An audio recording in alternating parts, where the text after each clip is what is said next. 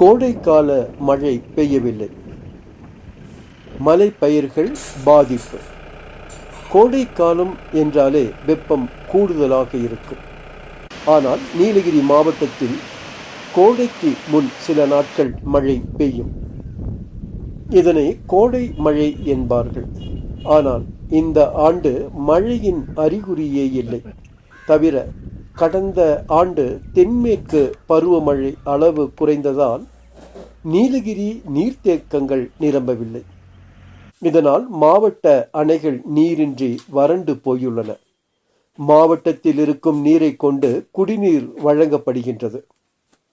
எதிர்வரும் மே மாதத்தில் மழை பெய்ய வாய்ப்பில்லை என்பதால் குடிநீர் வழங்க மற்றும் விவசாயம் பாதிக்கப்படலாம்.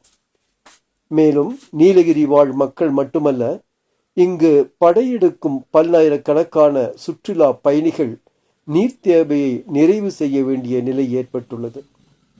எனவே குடிநீரை சிக்கனமாக பயன்படுத்த வேண்டிய நிலை ஏற்பட்டுள்ளது.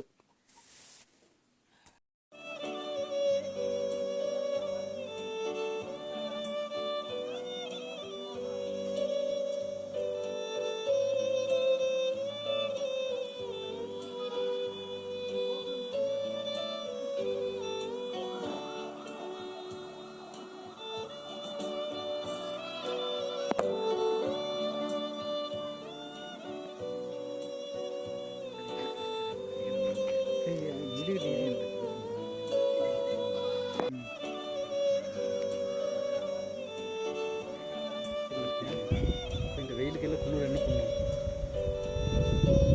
இது கால்குலேஷன் ஆகிட்டா ஒரு ஆள் இடத்துல அஸ்கோ